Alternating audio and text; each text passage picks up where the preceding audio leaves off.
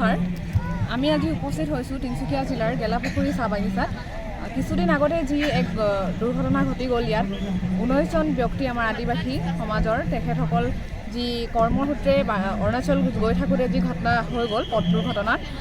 আচলতে এই ঘটনাৰ আঁৰত এক বহুত ডাঙৰ ৰহস্য সোমাই আছে বুলি আমি ভাবোঁ কিয়নো ইয়াত বিশেষকৈ অসম চৰকাৰৰ এটা দায়িত্ব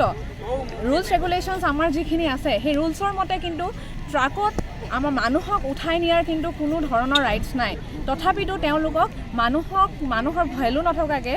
বস্তুৰ দৰে তেওঁলোকক লৈ পেলাই গৈছিলে আৰু সেই ঘটনাটো ঘটি গ'ল তাতে আমাৰ যি আৰক্ষী বিষয়া আছে তেওঁলোক বাৰু ক'ত আছিলে তেওঁলোক বাৰু গম নাপালে নে ইমান দূৰৰ পৰা যে যাত্ৰা এটা আৰম্ভ হৈছিল আৰু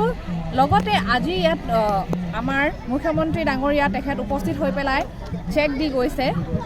দুৰ্ভগীয়া পৰিয়ালবৰ্গক সেইটো আচলতে কোনো যোগ্যে আমি মানি ল'ব পৰা নাই কিয়নো 5 লাখ টকা বা 10 লাখ টকাই হওক সিমানখিনি মূল্য আচলতে এজন মানুহৰ জীৱনৰ হ'ব নোৱাৰে বুলি মই ভাবোঁ আৰু ইয়াত যি দেখি গৈছোঁ ইমানখিনি পৰিয়াল গোটেইকেইটা পৰিয়ালৰ সকলোৰে এটাকৈ সমস্যা আছে প্ৰথমতে সৰু শিশু থকা